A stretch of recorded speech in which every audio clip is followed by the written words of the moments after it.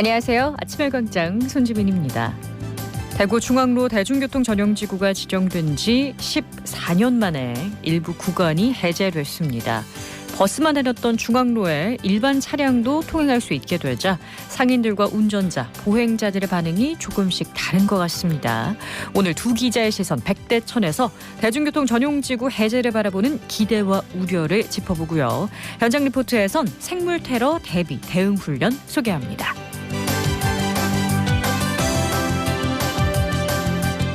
11월 2일 목요일 아침의 광장, 오늘도 시사 비타민 알차게 챙겨드립니다. 먼저 이 시각 교통 상황과 날씨 알아보죠. 박나영 리포터. 네, 먼저 고속도로 소식입니다. 경부고속도로 서울 방향 칠곡갈림목 부근에서 서행하고 있는데요.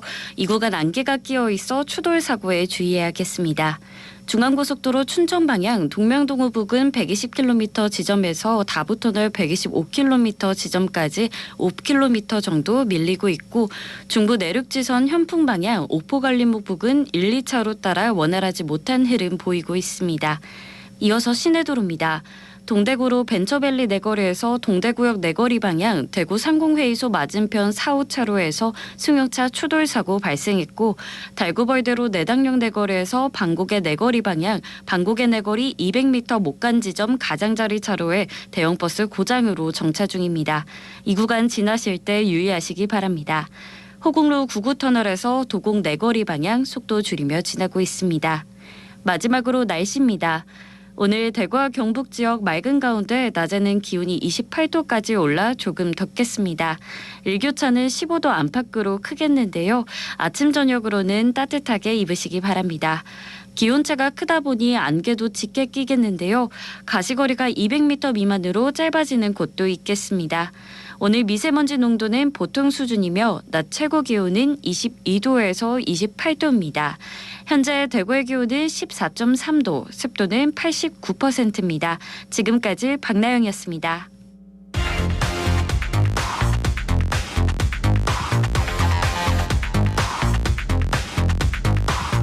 빠르고 정확하게, 명쾌하고 날카롭게, 대구 경북의 오늘을 보는 KBS 대구 아침의 광장과 함께하고 계십니다.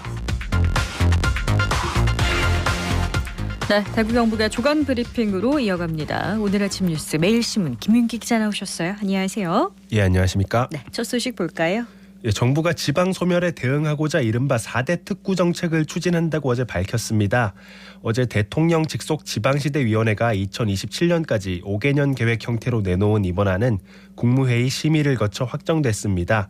특구는 기회발전특구, 교육발전특구, 도심융합특구, 문화특구까지 모두 4가지로 구성되어 있습니다. 특구 사업의 핵심을 좀 살펴볼까요? 예, 우선 기회발전특구에서는 세제 혜택 같은 여러 가지 파격적인 인센티브를 제공해 기업이 지방 이전과 투자를 촉진하고 신규 일자리를 창출해 지방 인구 유입을 유도합니다. 특구 내 기업에게는 가업 상속 공제, 사후 관리 요건도 대폭 완화해주고 기업이 부동산을 처분하고 특구로 이전하면 양도소득세 부과를 밀어줍니다. 창업이나 신설사업장 소득세와 법인세는 5년간 100%, 이후 2년간 50% 감면해줍니다. 재산세도 5년간 100%, 이후 2년간 50% 감면해줍니다. 기업들의 호응이 기대되네요. 나머지 특구는요? 예, 도심융합특구는 기존 교통과 문화 인프라를 활용할 수 있는 대구 같은 지방 대도시에 일자리, 주거, 또 상업 및 문화 기능이 집약된 복합 거점을 만드는 형태인데요. 판교 테크노밸리 같은 공간을 지방에도 만드는 게 목표로 지역 특색을 잘 아는 지방정부가 특구 기본 방향 및 산업 육성 방안까지도 직접 설계하도록 한 게 특징입니다. 또 교육발전특구나 문화특구 역시 교육과 문화 분야에서 지역 경쟁력이 대폭 강화될 수 있도록 지원하는 형태로 추진됩니다. 네, 지역 균형 발전을 위해서 정부가 좀 강력한 의지를 갖고 추진해주기를 바라는데요. 예, 우동기 지방시대위원장은 교육발전특구와 함께 지방대학 경쟁력이 생겨 청년들이 유입되고 기회발전특구를 통해 양질의 일자리가 확보되면 청년들이 더 이상 지방을 떠나지 않을 수 있을 거라고 강조했는데요. 지방시대위원회는 앞으로 자치조직권 같은 권한도 과감하게 지방에 넘기는 한편 지역균형발전특별회계 재원도 확대할 계획이라고 밝혔습니다. 네, 지역의 특구 사업 얘기는 다음에 좀 더 구체적으로 해보고요. 다음 소식 보겠습니다. 대구시가 화재로 소실된 매천동 농수산물 도매시장 건물 복구 공사에 속도를 냅니다. 대구시는 어제 기자설명회를 열고 98억여 원을 투입해 불이 난 농산 A동을 다시 짓는다고 밝혔습니다. 내년 11월에 착공해 2025년 6월에 준공한다는 계획입니다. 상인들은 오는 2032년 달성군 하빈면으로 시장을 이전하기 전까지 7년 정도 이 건물을 쓰게 됩니다. 늦은 감이 있지만 결론이 나서 다행입니다. 재건축 본격화로 사고배상금을 둘러싼 대구시와 상인들 간 손해배상 소송 역시 일단락됐습니다. 지난해 화재 피해 상인 66명이 대구시 배상금이 부족하다는 등 이유로 10억 원 규모의 손해배상 소송을 제기했던 건인데요. 이분들이 시가 제공한 지원책 등을 종합적으로 고려해 소를 취하하기로 했다는 겁니다.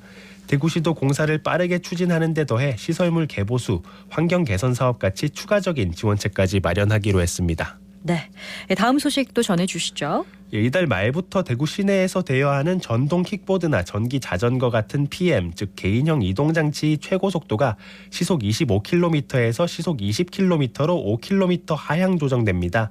관련 연구에 따르면 PM 최고 속도를 이렇게 낮출 경우 정지거리는 26%, 사고 시 충격량은 36% 감소하는 걸로 나타났습니다. 대구시는 올바른 PM 이용 문화를 정착시키고자 대구시 내 7개 대여 사업자와 이 같은 사항을 합의해서 이달 말부터 시행하기로 했습니다. 이건 PM 이용이 기하급수적으로 늘고 있는데도 관련 규정은 허술해서 안전사고는 급증하고 있기 때문인데요. 2020년 처음 도입된 PM은 첫해 43건이 사고가 집계됐는데 지난해는 152건으로 3.5배까지 늘었습니다. 네, 안전도 걱정이고요. 길거리 방치되어 있어서 통행에 방해가 되기도 하고 미관상으로도 좋지 않은 경우가 많은데 이런 거 관련한 대책도 있을까요? 대구시에 접수된 PM 무단 방치 민원은 지난해 1,400여 건에서 올해 9월 기준 16,900여 건에 이르는 등 급증 추세인데요.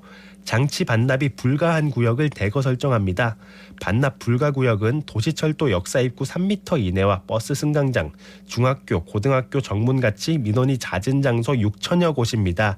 이들 장소에 PM을 두면 운행 종료가 되지 않아서 요금이 계속 올라가거나 이용 최고 요금이 부과됩니다.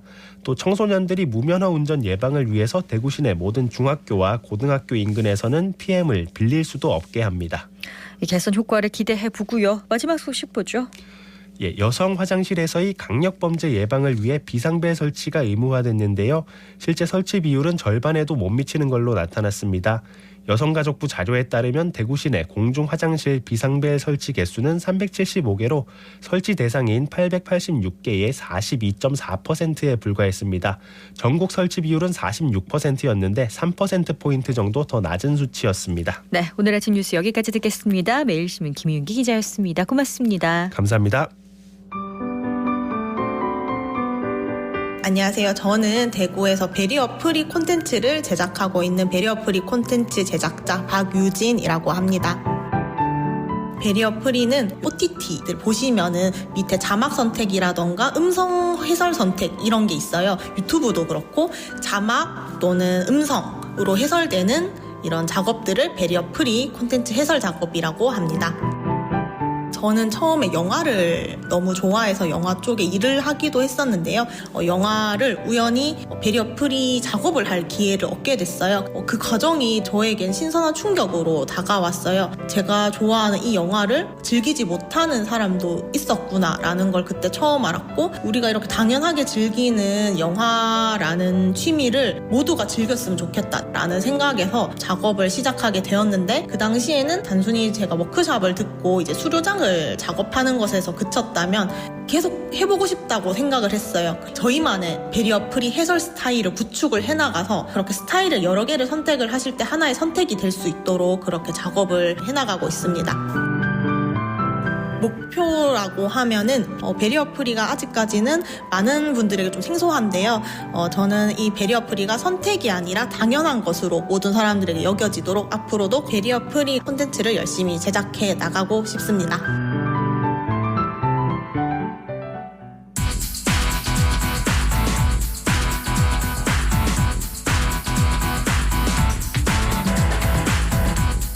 지역 현안을 보는 눈은 넓고 분석은 깊이 있습니다. 두 기자의 시선 100대 1000 경향신문 백경길 기자, 뉴스민 천윤길 기자와 함께합니다. 안녕하세요. 네, 안녕하십니까. 네, 11월 1일부터 중앙로 대중교통 전용지구가 일부 해제됐습니다. 어제 중앙로 동성로 일대 분위기 어땠나요?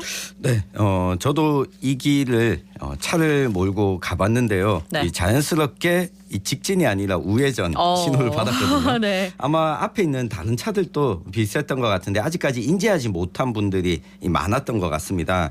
해제 구간은 이 중앙로 내거리에서 대구역 내거리까지 450m인데 이 반월당까지 전체 대중교통 전용지구 중에 이 절반 정도가 해제됐습니다. 이 7월에 이미 해제 계획이 나왔고 어제부터 시행이 된 건데 이 보행자들도 아직까지 좀 인지하지 못하는 이 분들이 많았고요.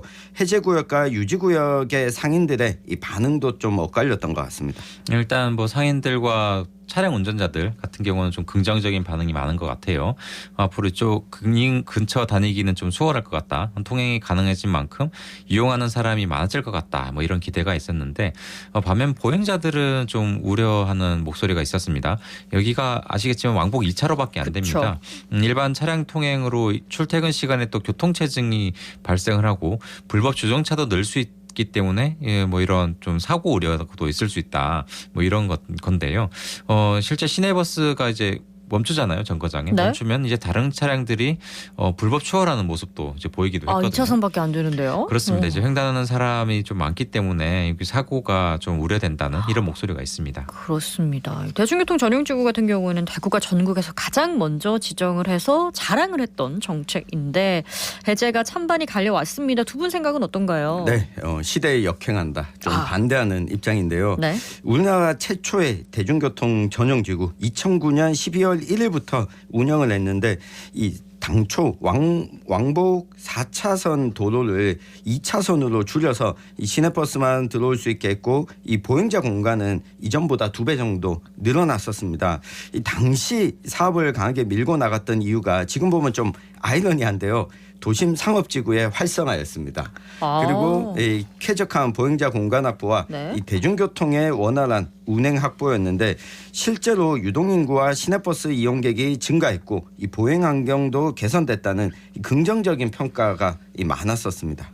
일단 뭐 저는 14년 동안 이 지정 이후 14년 동안 많은 상황이 변했다는 점을 좀 지적을 하고 싶어요. 이 태평로 일대 이제 재건축과 재개발이 활발했고요. 네. 이로 인해서 교통 환경이 많이 변했습니다. 그리고 도심 최대 상권인 동성로의 활성화를 위해서 지금 그 시에서 동성로 르네상스 프로젝트라는 걸 좀 추진 중이죠. 네. 2011년 현대백화점이 이제 반월당 쪽에 문을 열 때도 이 양령시 상인들이 상권 침체를 좀 걱정하면서 약정 골목에서 중앙로 대중교통 전용지구로의 진입을 좀 허용해 달라고 강력하게 요구를 한 바가 있습니다. 근데 그때 받아들여지지 않았고요. 이 상권이 더 침체돼서 이제 두고두고 민원이 있었습니다. 저는 일단 지정 해제로 갈 수밖에 없는 뭐 찬성 입장에서 일단 한번 얘기를 한번 해보겠습니다. 네, 뭐 10년이면 강산도 변하니까 일단 백 기자께서 해제가 필요한 이유를 좀 자세히 짚어주시겠어요? 일단 먼저 상인들은 이제 대중교통 전용지구 때문에 상권 위축을 호소를 합니다. 차들이 좀 자유롭게 오고 가야지 다양한 연령대 시민이 찾아오고 상권도 활기를 띨 수 있다는 게 이제 주장인데요. 동성로 상인회에서는 얘기를 들어보면 교동과 종로 골목이 동성로와 연결이 안 되고 지금 단절돼 있다는 건데 종로 골목에서 이제 그 과거 대구역회점이죠. 이쪽으로 넘어오려면 대중교통 전용지구에 막혀서 차로 이동하기가 힘들고 또 교동에서 동성로 쪽으로 넘어오는 길은 횡단보도가 하나밖에 없거든요. 228 기념 중앙공원 쪽으로 넘어오려면 또 지하도를 건너서 맞아요. 와야 되는데 이 역시 좀 불편하다는 거거든요. 구매력이 있는 중년과 또 장년의 소비자들이 쇼핑을 하러 나올 때는 자가용이 더 편리하기 때문에 이런 면이 고려돼야 된다는 겁니다. 네, 저는 뭐 교동이나 종로를 갈 때 보통 이게 음주 때문에 찾는데 애초에 차를 두고 나오는 네. 것이 훨씬 더 편하고 그런 사람들도 훨씬 더 많은 것 같습니다. 근데 이게 대중교통 전용지구 때문에 동성로 상권이 위축됐다. 아까 제가 2009년에 이걸 지정할 때는 도심 활성화. 네, 도심 활성화가 네. 목표였었거든요. 이게 전자상거래로 좀 바뀐 이 분위기 때문이 아닌가 싶습니다. 또 대백도 문을 닫고 이 동성로 상권이 어찌 보면 교동이나 이 종로 북성로로 옮겨간 측면도 네. 있는데 여기다가 이 코로나19로 유동인구가 감소하면서 동성로 자체가 좀 침체한 측면도 있습니다. 이 문화가 바뀐 걸 대중교통 전용지구 때문으로 돌린다면 이거 너무 게으른 평가가 아닌가 싶습니다. 그렇습니다. 환경이 아주 다방면으로 바뀌었다라는 점을 지적을 해주셨어요. 두 분 다. 자, 지금 대중교통 전용지구의 절반만 해제가 된 상태입니다. 차들이 들어오고 나가고 절반만 해제가 되면은 이게 원활하게 운영이 될까 이게 좀 걱정이 되거든요. 문제가 없을까요? 네, 문제가 많을 것 같습니다. 이 대구시가 밝힌 해제 이유 중에 보면 상권 활성화도 있지만 네. 이 태평로 일대의 활발한 재건축과 재개발 이라고 하는 걸 언급을 했거든요. 주변에 주상복합 건축물이 등장했습니다. 그리고 지금도 도심 한복판에 있는 공평주차장 부지가 지금 주상복합 건설 중이거든요. 맞아요. 네네. 이걸 보면 이 주상복합 건축물이 들어오게 되면 차량 이동은 더 늘어날 텐데 해제되는 네. 구간은 편도 1차선입니다. 일반 차량 진입이 허용되면 이 버스 정류장에 정차하는 시내버스와 좀 맞물리면서 병목 현상도 발생할 수 있습니다. 여기다가 이 출퇴근 시간에 교통 체증도 커질 것으로 보이는데 이 도로 확충과 정비 없이 이 중앙로 북편 구간이 해제된 것은 좀 문제가 있는 게 아닌가 싶습니다. 일단 동성로 상인회나 이제 장량시 보존위원회 등은 이 대중교통 전용지구를 아예 전면 해제해야 된다 이렇게 네. 좀 요구를 하고 있거든요. 대구역 내거리에서 중앙 내거리 또 중앙로 북편 구간만 해제해서는 상권 활성화를 장담할 수 없다. 네. 그래서 교통 체증과 교통 혼잡만 더 커질 수 있다. 이게 좀 약간 상치되는 주장인 거죠. 지금 보면은 네. 일단은 대구시의 계획을 보면 교통 혼잡 해소를 위해서 진입과 진출 차량은 우회전만 허용을 하고 주정차는 전면 금지한다는 건데 좀 앞으로 상황을 좀 봐야 될 것 같다. 이런 그리고 생각이 듭니다. 아까 총 기자님께서 해제되는 지역 상인들이랑 유지 지역 상인들이랑 반응이 좀 엇갈린다고 했잖아요. 그렇습니다. 그거는 이제 해제되는 분들은 찬성을 하는 분위기인 건가요? 그렇습니다. 앞서 백 기자가 언급한 것처럼 양령시 쪽 상인들은 그쪽 지구를 해제해 줄 것을 요청했다가 거절당했는데 네네. 오히려 이게 반대편에만 해제가 되다 보니까 우리도 해제해달라 이런 요구가 있는 거죠. 그렇군요. 이 전체 해제보다 이제 일부 해제를 통해서 먼저 상황을 좀 살펴보겠다는 게 아마 대구시의 생각이지 않을까라는 생각이 드는데 전체 해제 가능성은 어떻게 보세요? 네, 저는 크지 않아 보이는데요. 네. 과연 이 대중교통 전용지구를 해제하면 상권이 활성화될 것인가 여기에 물음표가 있습니다. 언제 어느 만큼 지켜보겠다는 계획이 대구시에 있어야 되는데 현재까지는 이 단계별 계획이 있어 보이지는 않습니다. 이 시민들의 보행권과 더불어서 이 선진국의 도시들이 도심에 차량 없는 구간을 늘리고 있는 추세고 여기다가 이 온실가스 배출량을 줄여서 기후위기에 대응하자라고 하는 측면에서 대중교통을 강조하고 있는데 이 거꾸로 가는 측면이 있다 보니까 이 가능성은 저는 그렇게 높게 보지 않습니다. 일단 전용지구가 대중교통 활성화에 기여하고 있나 이 점이 좀 중요할 것 같아요. 원론적인 부분이죠. 그렇습니다. 교통이 뭐 아시겠지만 풍선과 같습니다. 기존 도로가 막히면 대체 도로의 교통량이 증가할 수밖에 없는데 이 대중교통 전용지구 때문에 대구 북구와 남구의 이제 그 교통 소통이 어렵다는 문제도 제기돼 오긴 했거든요. 대구시의회 이제 박옥은 의원의 주민 설문조사 결과를 보면 교통 분절 현상을 초래하고 있어서 해소해야 된다는 답이 가장 많았고 그 다음이 상권 회복이 필요하다였거든요. 중구만의 문제는 아니고 중앙도로의 기능 회복이 필요하다는 요구도 지금 현재 크기 때문에 이제 이 부분을 보게 되는 건데 하지만 저도 이제 전체 해제로까지는 가기는 조금 힘들지 않나 이런 생각을 해봅니다. 두 분 다 같은 전망을 내놓으셨는데요. 대중교통 전용지구를 운영하고 있는 다른 지자체들의 상황은 어떤가요? 일단 서울시가 2014년 신촌역에서 연세대를 잇는 연세로 500m를 대중교통 전용지구로 지정을 했고 서대문구는 인근 상권이 위축하자 서울시에 해제를 요구를 했습니다. 그래서 서울시는 올해 1월 20일부터 9월 30일까지 임시로 모든 차량 운행을 허용하는 일종의 정책 실험을 벌였고요. 지난해 상반기와 대비해서 올해 상반기 매출액이 22% 증가했다. 교통 혼잡도 좀 없었다. 이런 분석이 있습니다. 부산도 2015년 부산 진구 동천로 740m를 이 대중교통 전용지구로 만들었는데 2021년 말부터 차량 통행을 허용하고 단속도 유예하고 있거든요. 지자체들의 운영이 좀 어렵다. 뭐 이런 상황이 나오고 있습니다. 네, 이 서울시는 10월부터 다시 대중교통 전용지구 운영을 재개했거든요. 이게 내년 6월에 최종 확정할 계획인데 이 서울시가 과연 해제할까 했을 때 가능성은 좀 크지 않다고 봅니다. 네. 이 단순히 상권 매출만 보고 섣불리 해제할 수 없다는 의지가 강해 보이는데 대구시도 좀 마찬가지지 않을까 싶습니다. 네, 대중교통 전용지구 해제가 동성 루네상스 프로젝트 아까도 언급해 주셨는데 맞물려 있습니다. 기대만큼 효과를 거둘 수 있을지 마무리 정리해 볼까요? 네, 한마디로 정리하면 요요 현상.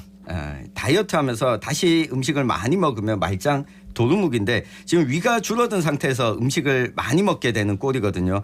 의사는 소식하라고 했는데 과식으로 돌아가는 꼴이 아닌가 싶습니다. 저는 좀 이게 섣불리 결정했다 이런 지점은 있어요. 이게 출퇴근 시간에만 운영을 하고 좀 그 이외의 시간은 해제한다든가 뭐 이런 운영의 묘를 좀 발휘했으면 어땠을까 하는 생각이 있는데 일단은 시행이 됐으니까 반응을 좀 보기로 하고요. 네. 오늘의 한마디로 저는 안전 문제가 좀 있어서 차는 차도로 보행자는 인도로로 하겠습니다. 네, 뉴스가 나타나길 또 한번 기원해 보겠습니다. 두 기자의 시선 백대천, 경향신문 백경열 기자, 뉴스민 천윤길 기자 고맙습니다. 감사합니다.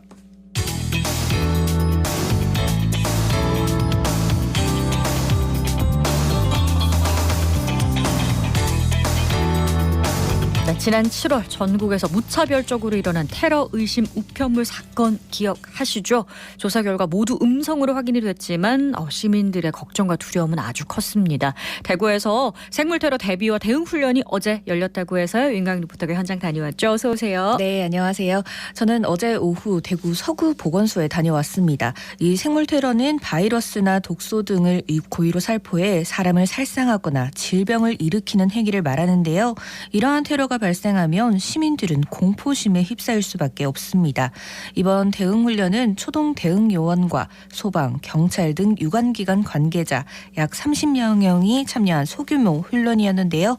먼저 현장 소리와 함께 교육을 진행한 강사 이야기 들어보시죠. 지역사회에 오염을 시킬 수가 있잖아요. 그걸 조심해야 돼요. 그래서 장갑을 2개나 3개 띄는 것이 중요하다. 그리고 1차 용기를 소독을 해주면 닦아주시고. 네. 라벨링은 미리 해두는 게 좋습니다. 도착하기 전에 라벨링은 미리 해두고 검체를 하기 위해 가방을 하면 또 이렇게 오염될 확률이 높기 때문에 검체를 넣고 지프팩에 넣고 가급적 이렇게 기울이지 않도록 하게 할게요. 이게 또 셀 수가 있잖아요. 항상 똑바로. 그래서 이렇게 해주시고.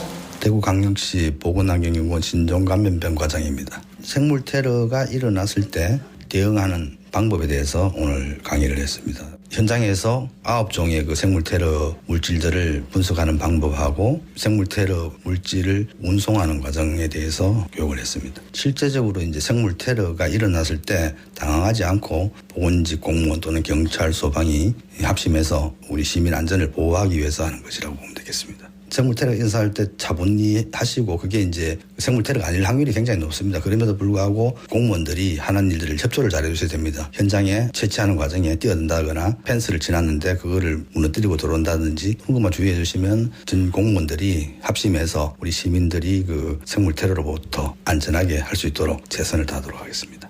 네, 생물 테러 훈련 어떤 내용인지도 궁금한데요. 네, 일단 생물 테러가 의심되는 것들을 어떻게 수거할 것인가부터 본인의 안전을 지킬 수 있는 개인 보호구 착용 등 다양한 교육이 진행됐습니다. 훈련에 참여한 분들을 만나봤습니다.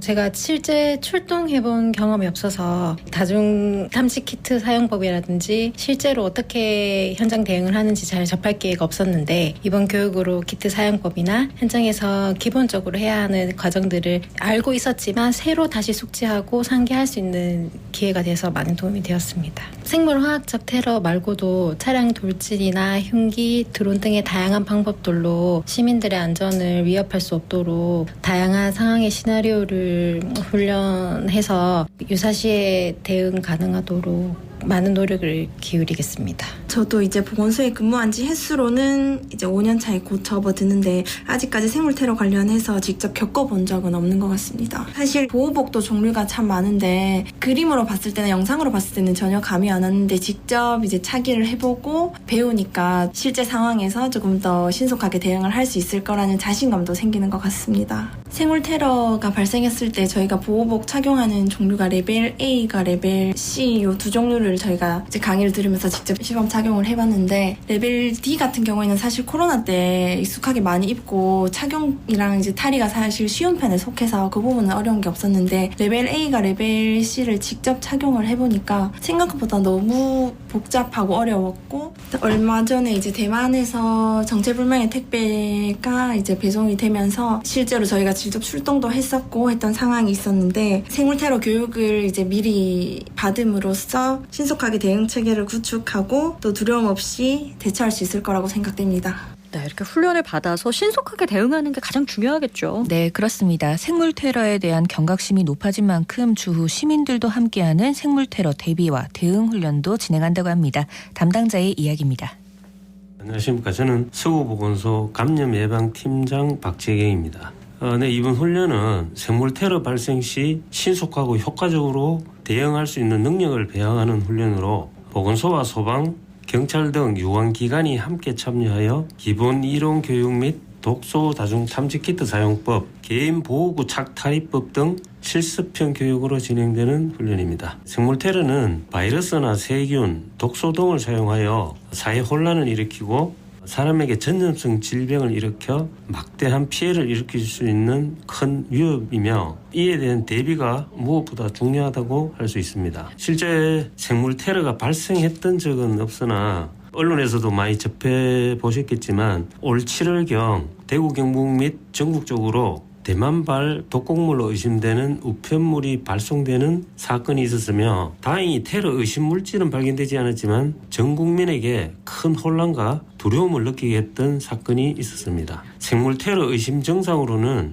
눈이나 피부의 따가움, 어지러움, 구토, 기침 등이 있으므로 이러한 징후가 감지되면 방독면을 착용하거나 손수건, 휴지 등으로 코와 입을 가리고 호흡하며 신속하게 오염 지역에서 벗어나는 게 중요하다고 생각됩니다. 또 만일 화학물질 등에 노출되었을 경우에는 즉시 119에 신고 후 지시에 따라 관련 의료기관을 방문해 주시기 바랍니다.